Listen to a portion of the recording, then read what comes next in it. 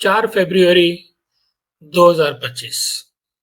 आगा खान 4 शाह करीम अल हुसैनी अपने मकाम को पहुंच गए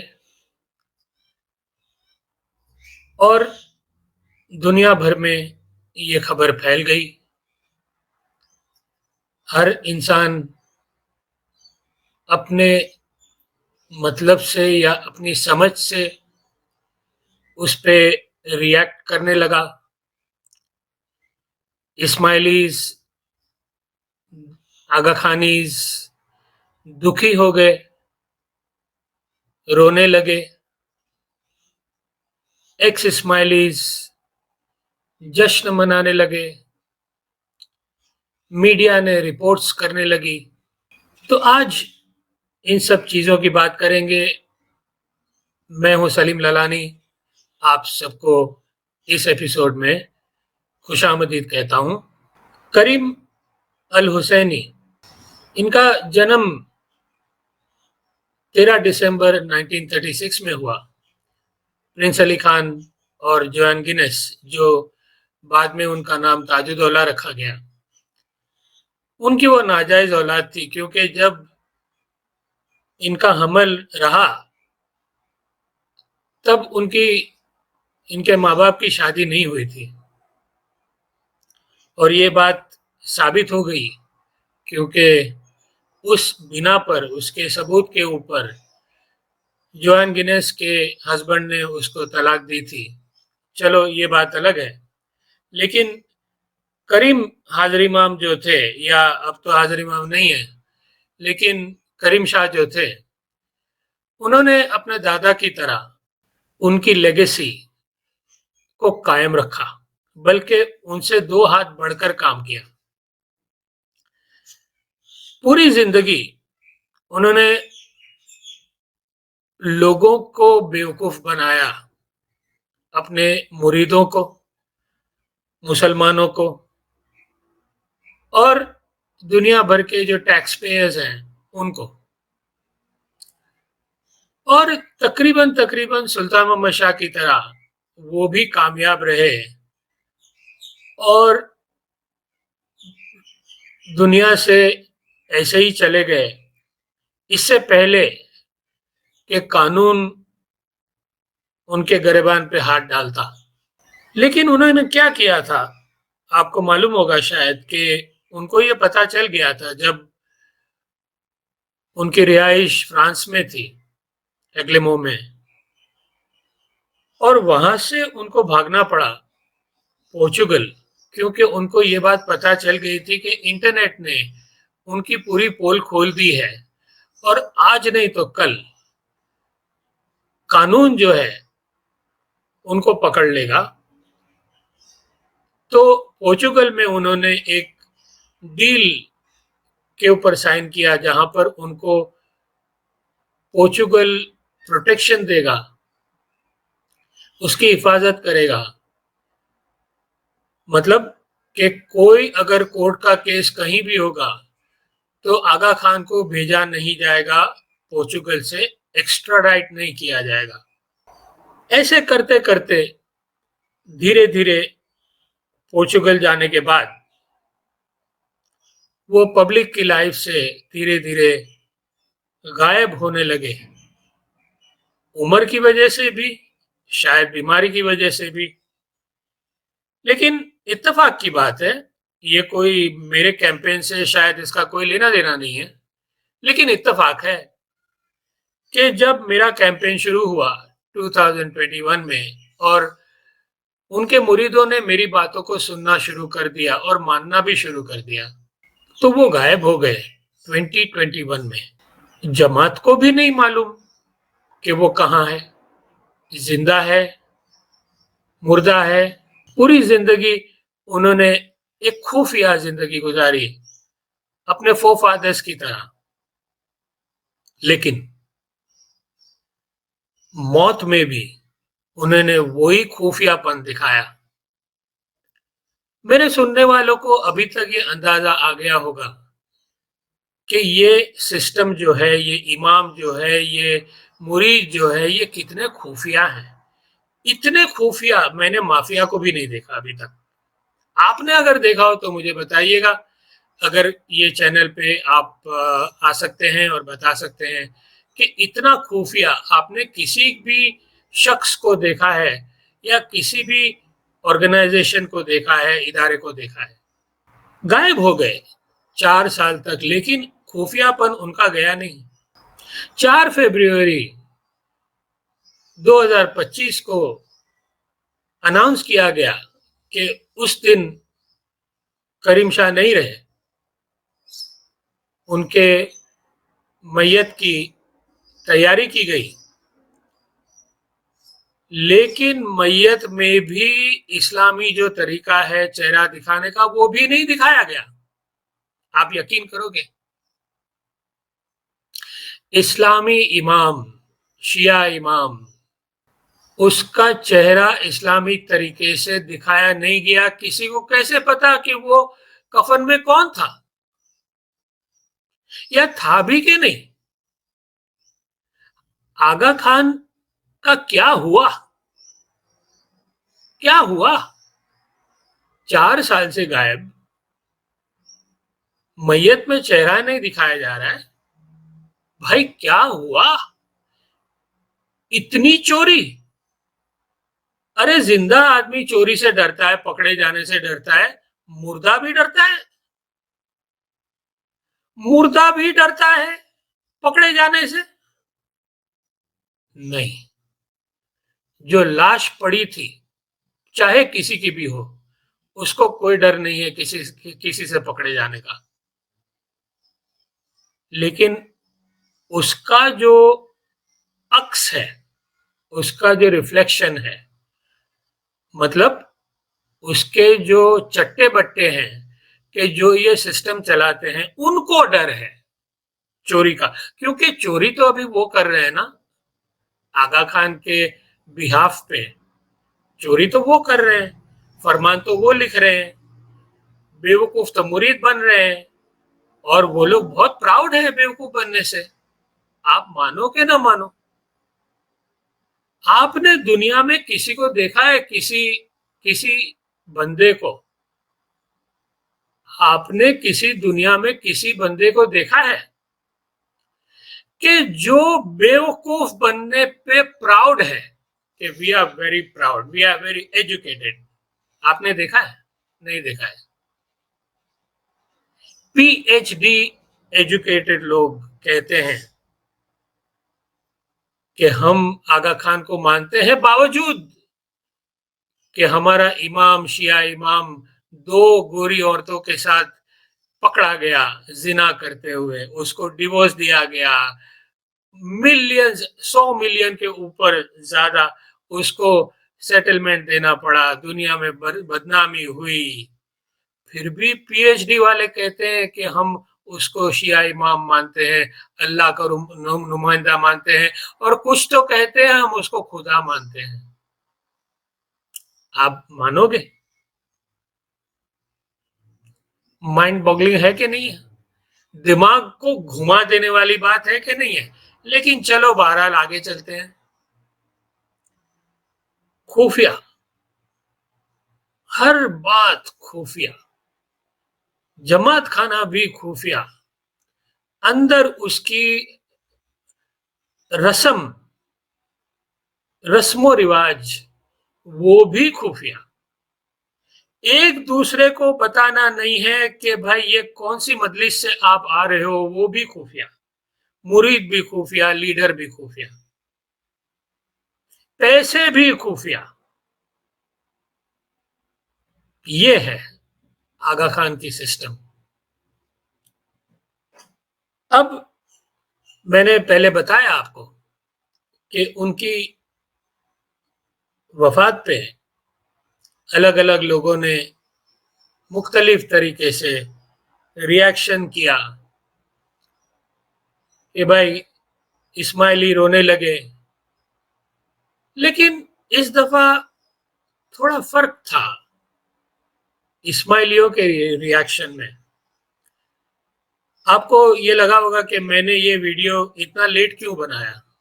इसकी वजह ये थी कि मैं चाहता था कि सब कुछ जो रस्मो रिवाज है, बैयत है, दफन की का काम है, बरियल है, फ्यूनरल है, होमेज है, ये है, वो है, ये सब खत्म हो जाए, लोगों के रिएक्शंस आ जाए, वो सब मैं देखूं और उसके बाद में एक इन्फॉर्म बेसिस पे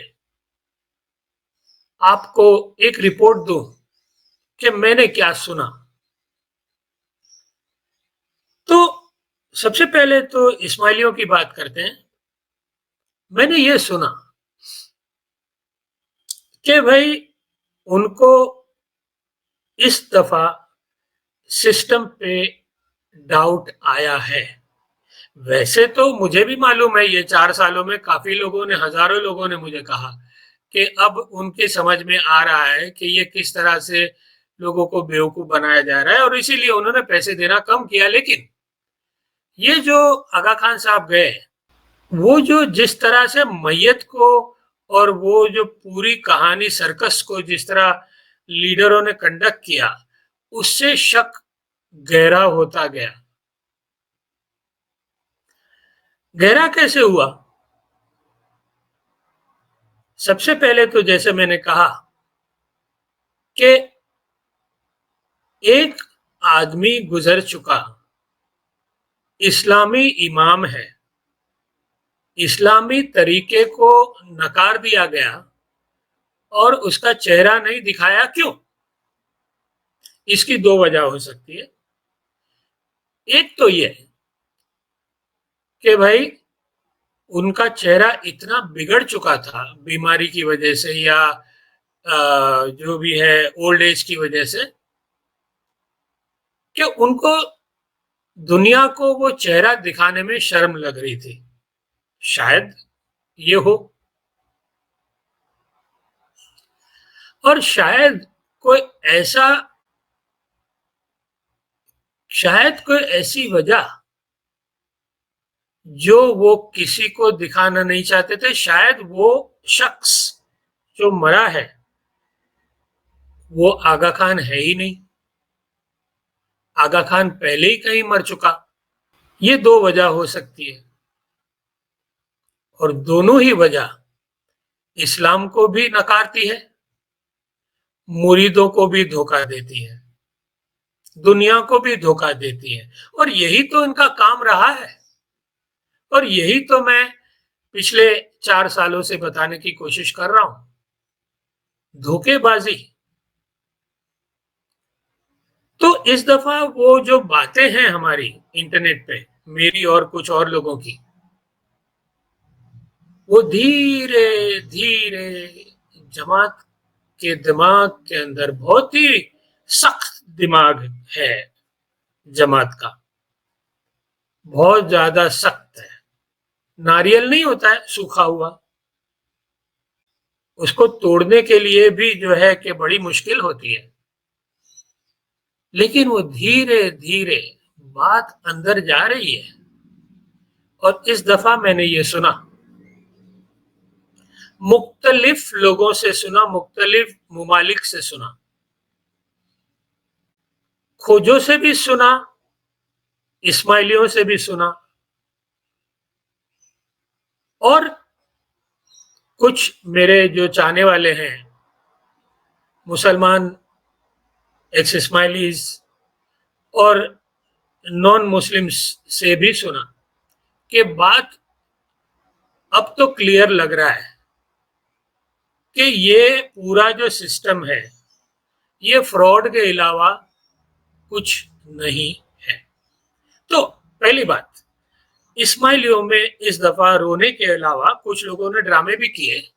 कुछ लोगों ने कहा कि और मुझे सांस लेने में तकलीफ हो रही जमात खाने में। उनको घर पे सांस लेने में तकलीफ नहीं हुई लेकिन जमात खाने में सांस लेने में तकलीफ हुई, और उनको हॉस्पिटल भी ले जाया गया। सिडनी की बात है, मतलब मैंने प्लूरल में कहा, ऐसा एक किस्सा हुआ जो मैंने सुना, ज्यादा नहीं। अच्छा, तो रोने धोने के अलावा, ड्रामा करने के अलावा, इस दफा एक शक का माहौल भी है कि ये सारा ड्रामा है, ये इस्माइलियों की तरफ से आ रहा है और मैं और मेरे साथ जो इंटरनेट पे जो लोग काम कर रहे हैं उनके लिए ये बहुत ही बड़ी खबर है, बहुत ज्यादा बड़ी खबर है ये। अब आते हैं मीडिया के ऊपर। मीडिया का भी वही हाल हुआ है जो इस्माइली का हुआ। पहले मीडिया जो है कि उनकी तारीफ करने से थकती नहीं थी, क्योंकि उनको जो कहा गया, जो अब मीडिया तो आम आदमी की बात सुनती नहीं है, वो तो जो आगा खान का इदारा है बहुत बड़ा, वो तो उनकी ही बात सुनेगी ना। तो वो इदारे जो उनको बोलेंगे वो बोलेंगे मियाँ मिट्टू की तरह, है कि नहीं। तो बड़ी तारीफें हो रही थी, बड़ी तारीफें, लेकिन अब इस दफा इंटरनेट का कमाल देखो आप। इस दफा मीडिया ने भी नेगेटिव बातें आगा खान की लिखी उनके गुजरने के बाद, और ये एक नए दौर का आगाज है जिसकी बात मैं अभी थोड़ी देर में करूंगा। एक नए दौर का आगाज है, ऐसा दौर कि जहां आगा खानी सूरज डूबना शुरू हो चुका है। अब आते हैं हमारे मुसलमान, प्यारे मुसलमान, प्यारे एक्स इस्माइली मुसलमान भाई। ये जो ग्रुप है ये बहुत ही प्यारा ग्रुप है, बहुत ही नादान, हाँ दिमाग से गर्म, लेकिन बिल्कुल नादान। कभी कभी मुझे ऐसा लगता है कि इन्होंने एक कसम खाई है कि दिमाग को हम इस्तेमाल नहीं करेंगे, सिर्फ दिल को करेंगे। और वो अच्छी बात है, इंसान को दिल की बात सुननी चाहिए, लेकिन अल्लाह ने दिमाग जो दिया ना उसकी भी वजह है, उसको भी कभी कभी इस्तेमाल कर लेना चाहिए। बहुत सारी बातें हैं जो मैं उनके बारे में करना चाहता हूं, और उसका एक ही मतलब है कि मैं चाहता हूं कि वो जिस तरह से अभी इस्तेमाल नहीं कर रहे हैं दिमाग को, जो दुनिया कर रही है और आगे भी बढ़ रही है, वो मेरे भाई नहीं कर रहे हैं, और इसीलिए पूरी दुनिया में मार खा रहे हैं। ये कहानी लंबी है और शायद मैं मार्च की शुरू से ये टॉपिक के ऊपर कुछ वीडियोस बनाने वाला हूं, और उसमें मैं मेरे प्यारे मुसलमान भाइयों को इनवाइट करूंगा कि जो भी बातें मेरे दिमाग में उनके लिए चल रही है, क्या वो सही है, गलत है, वो आके मुझे थोड़ा समझाए, क्योंकि मैं थोड़ा सा कंफ्यूज हूं। वो तो चलो मार्च में करेंगे बातें दोनों भाई मिलकर,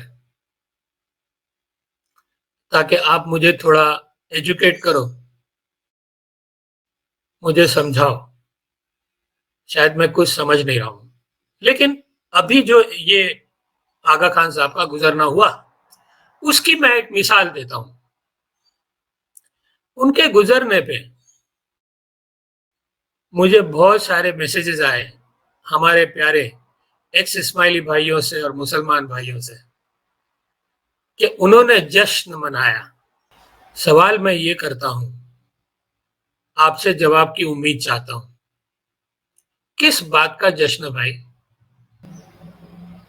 किस बात का जश्न? आगा खान के मरने से क्या उनके जमात खानों में आपकी अल्लाह की बेइज्जती खत्म हो गई? जो शिर्क, जो आपकी शिकायतें थी, जो शिर्क जिससे आप ऊपर नीचे हो रहे थे कि ये गलत है, और है गलत है, जिसके लिए आप ऊपर नीचे हो रहे, खत्म हो गया। एक आदमी चला गया, खत्म हो गया। मैं आपको एक शायद आपको समझ में आए, इसलिए हिटलर की मिसाल देता हूं ताकि आपको थोड़ा समझ आए।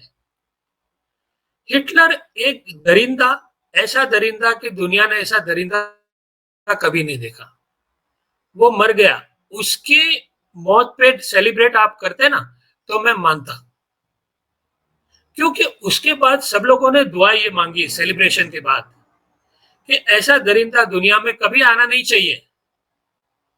वो एक वजह थी सेलिब्रेट करने की कि ऐसा वो आया भी नहीं उसके बाद।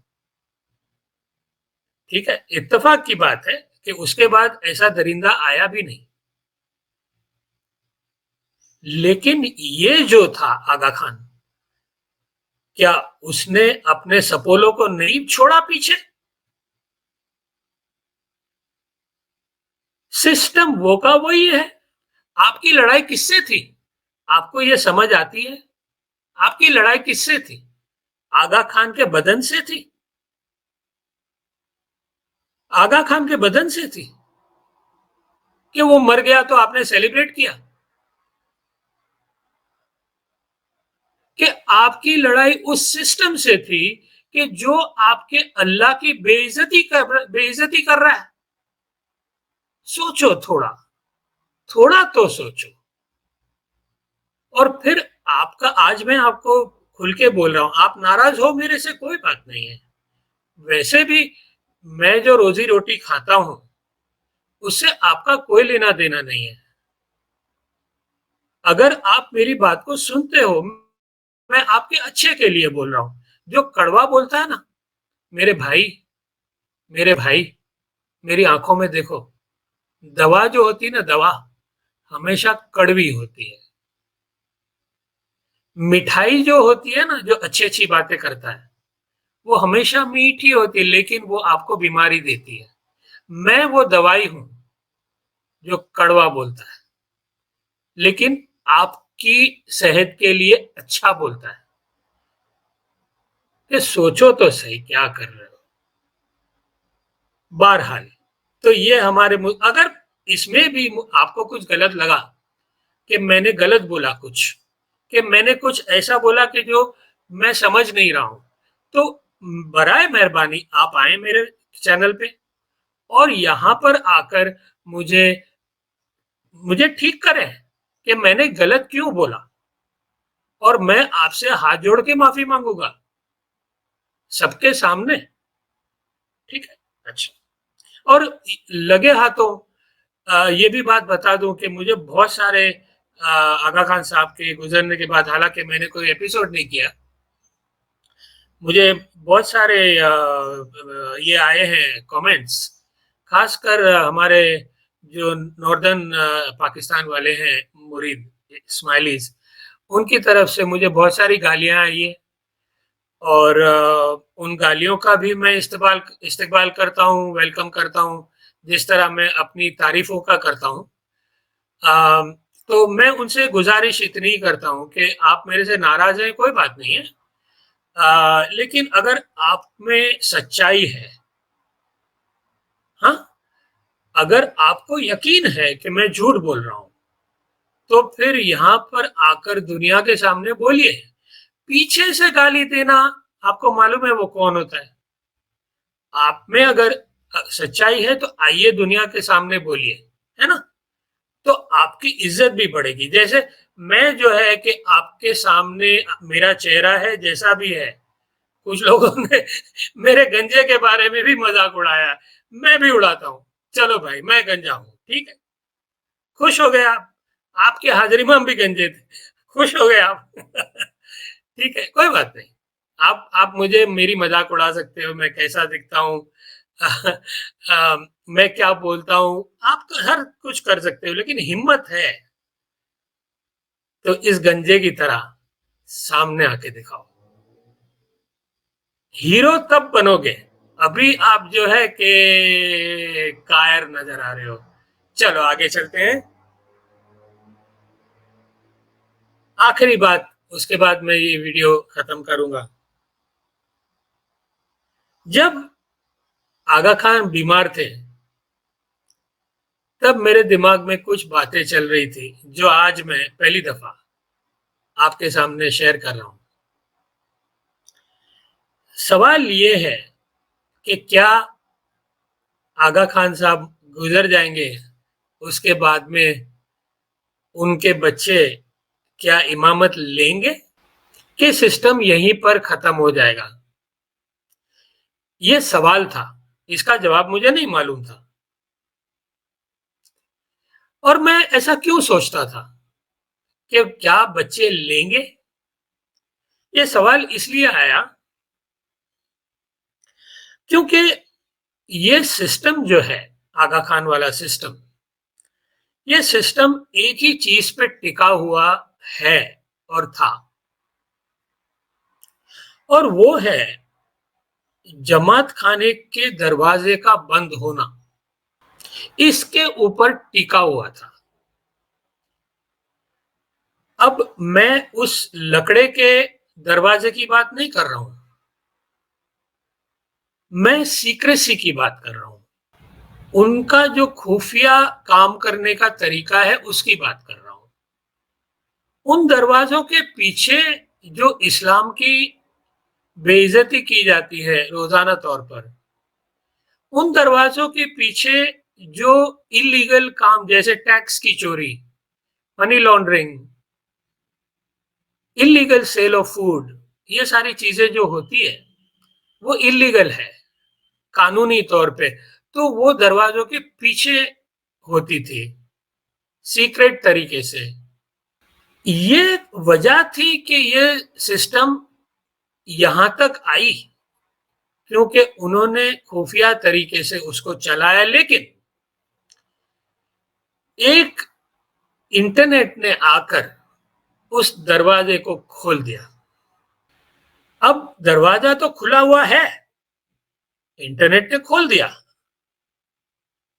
मेरे जैसे चैनलों ने खोल दिया।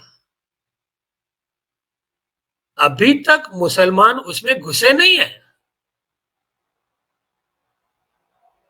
अभी तक कानून उसमें घुसा नहीं है, लेकिन दरवाजा खुल चुका है। कब घुसेगा? कब घुसेगा? अब घुसा तब घुसा। इंग्लिश में कहते हैं ना, it's just a matter of time. और जिस दिन घुसे, नुकसान मुरीदों का है।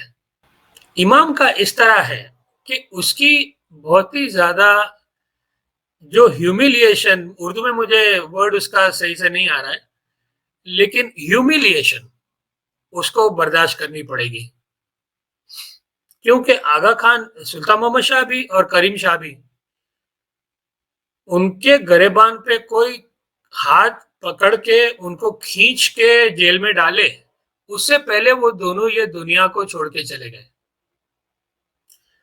लेकिन जो ये दरवाजा खुल चुका है, इसमें ये पॉसिबल है कि नए इमाम को खींच के पकड़ के जेल में डाल दिया जाए और उसकी फिल्म बना के दुनिया को दिखाई जाए।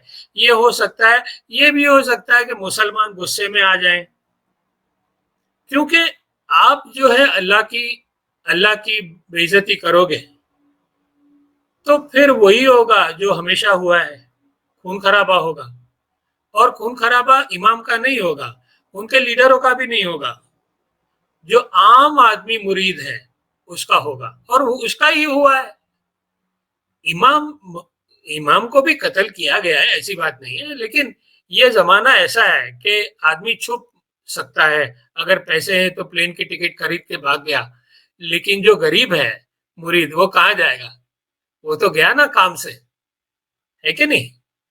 तो अब मेरा काम ये है कि मैं आपको जगाऊं, मैं थोड़ा जगाऊं आपको कि जागो, ये पागलपन को छोड़ो, ये पागलपन को छोड़ो, अपने आप को बचाओ, अपनी फैमिली को बचाओ और अपने पैसों को बचाओ।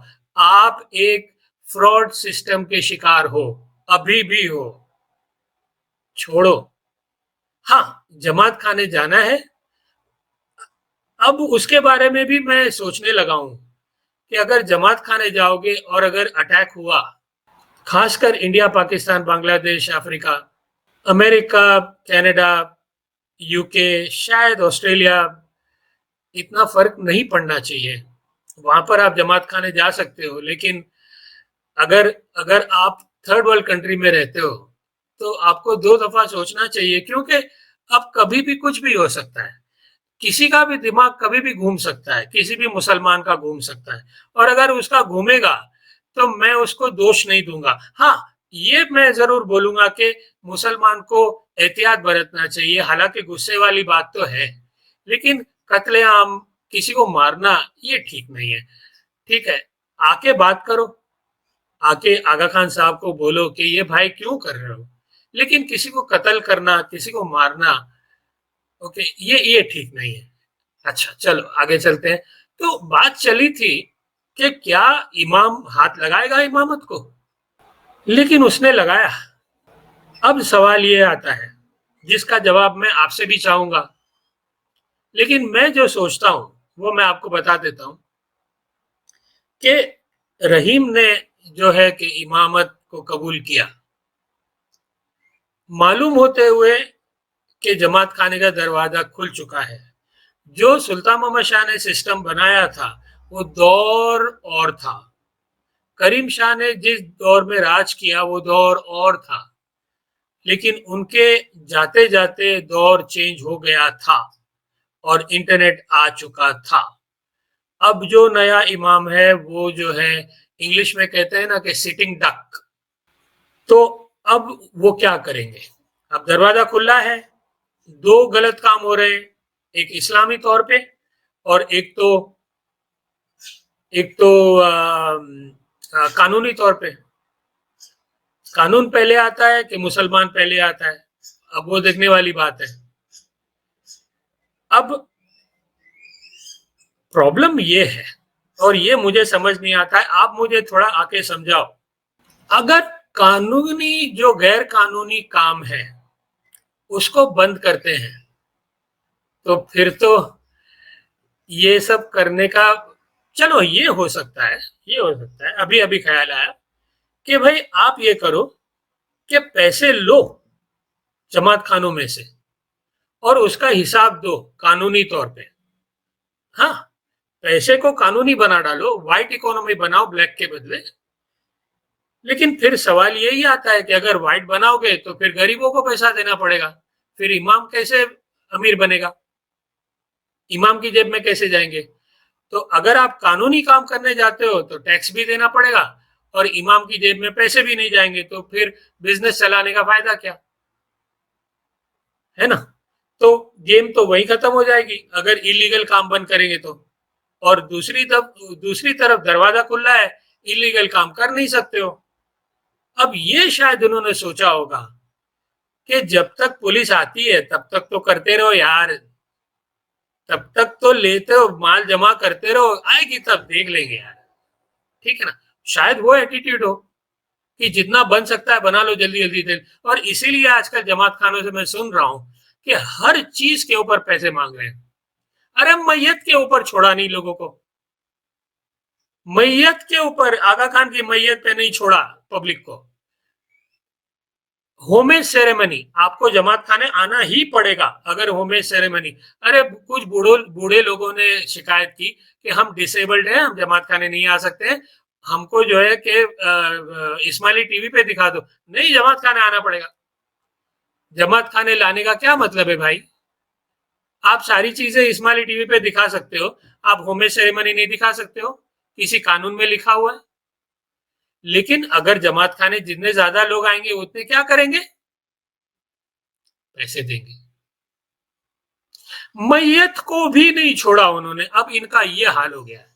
और मैं आपको ये कह रहा हूं, मेरी आंखों में आंखें डालकर देख लो, ये लोग, ये लीडर, ये चट्टे बट्टे आगा खान के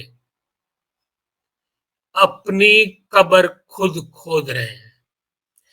जितना ज्यादा पैसे मांगोगे जमात के साथ, जमात के पास से, उतना ही ज्यादा जमात को शक आएगा और आ चुका है। और शक की कोई दवा नहीं है, कोई दवा नहीं है। आपने शक डाल दिया है, पहले भी आप हर मोड़ पे पैसे मांगते थे, ये पैसे दो, वो पैसे दो, वो पैसे दो, वो पैसे दो। अब तो आपने कब्र पे भी नहीं छोड़े पैसे को, आपने हदें पार कर दी है, आपने सारी हदें पार कर दी है। और अब अंधा मुरीद भी जो होगा ना, अंधा वाला, ब्लाइंड फेथ वाला, वो बाहर तो बड़ी बड़ी बातें करेगा, अंदर से मैं आपको कह रहा हूं कि उसका भी ईमान खत्म हो चुका है, उसका भी ईमान खत्म हो चुका है। और अगर उसके बाद भी कोई पैसे दे रहा है आगा खान को, तो फिर उसको म्यूजियम में खड़ा रखना चाहिए, उसको म्यूजियम में खड़ा रखना चाहिए कि भाई देखो ऐसा भी होता है। आपने देखा है कभी? एक इस्माइली का नमूना हमको हर दुनिया के म्यूजियम में खड़ा रखना चाहिए कि इतना इतना दिखाने के बाद में ये आदमी उस अय्याश को पैसे दे रहा है। आपने ऐसा आदमी कहीं देखा है? डायनासोर को नहीं देखा ना आपने, तो डायनासोर है म्यूजियम में। आपने इसको देखा है कभी, इस्माइली को? नहीं देखा है आपने। हम दिखाते हैं, चलो देखो, टिकट खरीदो म्यूजियम की और इस्माइली को देखने जाओ। मैं पहले मिसाल बंदर की देने वाला था, लेकिन जू की देने वाला था, लेकिन मैंने वो सोचा कि म्यूजियम बेटर रहेगा, क्योंकि बंदर तो फिर भी अपने मतलब की बात तो समझता है, उसको जहां खाना मिलता है वो ऐसे काम वो करता है, वो देता नहीं है, वो लेता है। इतनी तो बिजनेस सेंस उसमें भी है।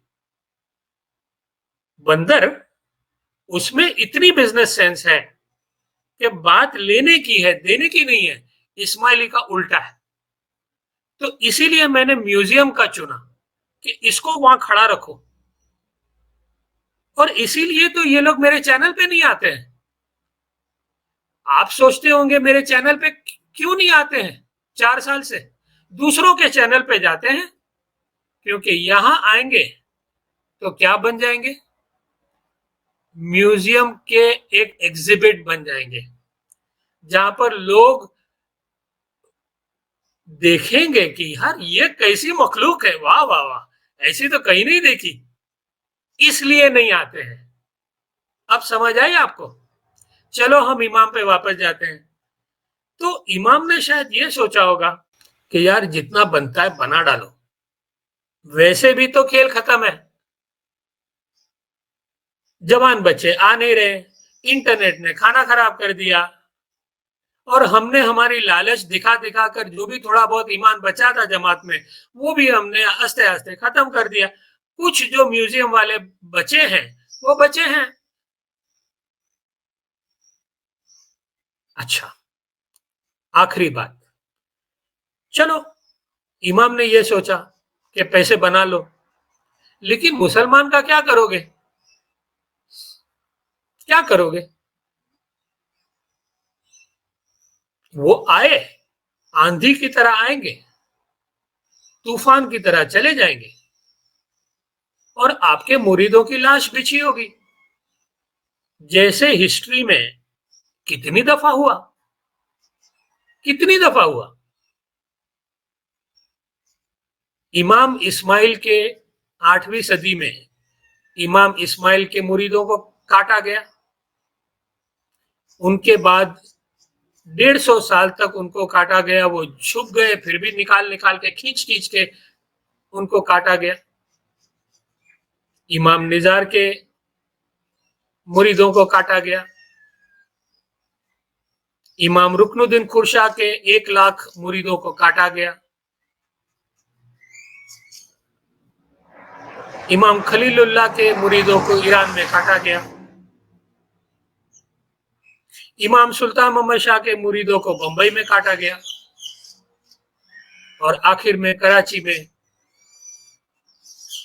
20वीं सदी में, 21वीं सदी में काटा गया। नहीं हुआ है, ऐसा नहीं हुआ है। मैं झूठ बोल रहा हूं, मैं झूठ बोल रहा हूं। अब दरवाजा, और उस जमाने में तो दरवाजा भी नहीं खुला था, और उस जमाने में तो दरवाजा भी नहीं खुला था। अब तो दरवाजा खुला है।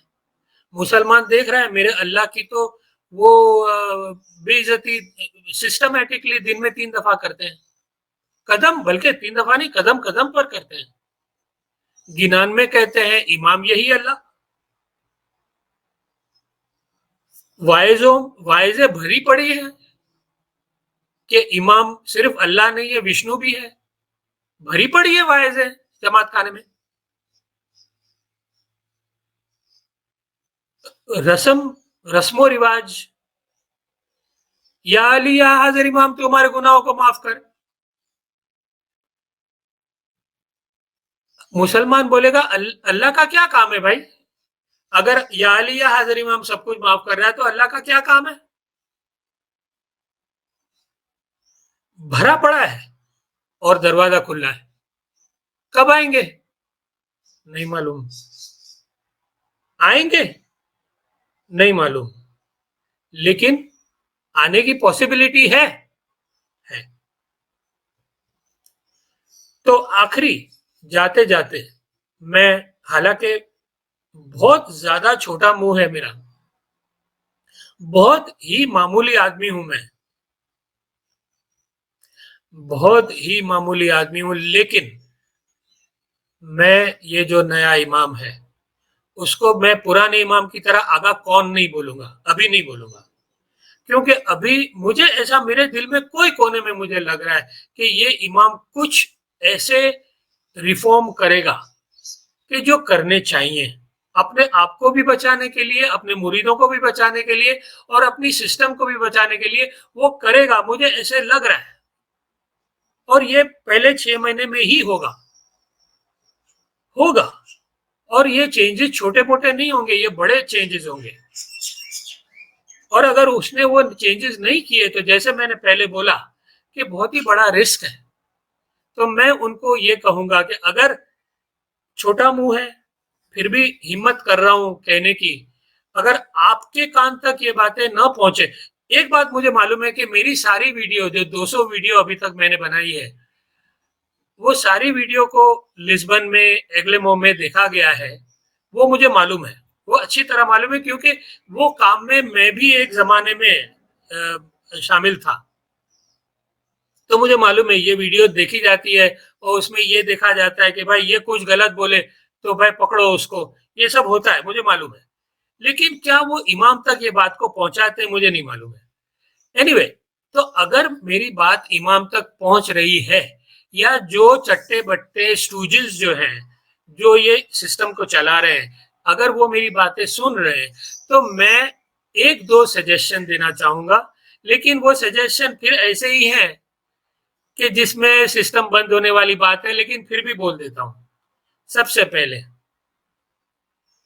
गरीब आदमी या कोई भी जमात का मेंबर फरमान कर दो, इमाम साहब, कोई भी मुरीद मुखी साहब को पैसे नहीं देगा, या फिर इमाम के किसी भी नुमाइंदे को पैसे नहीं देगा। बात हो गई खत्म पैसे की। हाँ, इमाम का नुमाइंदा मुरीद को दे सकता है, लेकिन उल्टा नहीं हो सकता। ये एक बात है। दूसरी बात है, और इसमें कोई रॉकेट साइंस नहीं है, सीधी सीधी बात है, क्योंकि कॉमन मैन हूं, कॉमन आइडिया है। दूसरी बात कि जितनी भी किताबें हैं, गिनान है, वायजों की किताबें हैं, फरमानों की किताबें हैं, वायज के जो कैसेट टेप्स हैं, सीडीज हैं, कंप्यूटर पे है, जहां भी रिसोर्सेज है, ऐसी बातें जिनमें है कि जहां पर अल्लाह की बेइज्जती की जा रही है और मोहम्मद साहब की जा रही है, उन सारे मटेरियलों को जला दिया जाए। ये दूसरी बात है।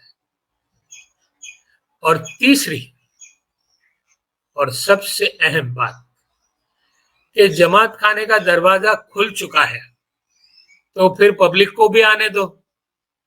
उनको भी अल्लाह का नाम लेने दो,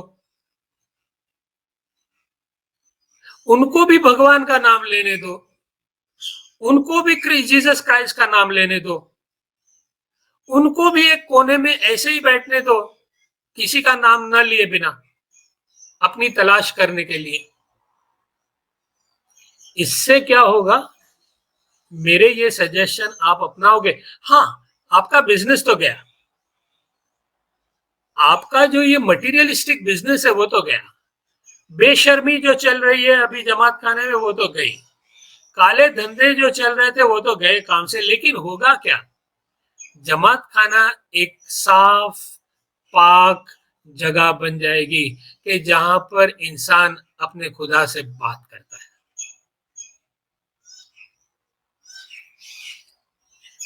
अपने खुदा से बात करता है, और शायद खुदा भी वहां आकर उससे बात करेगा।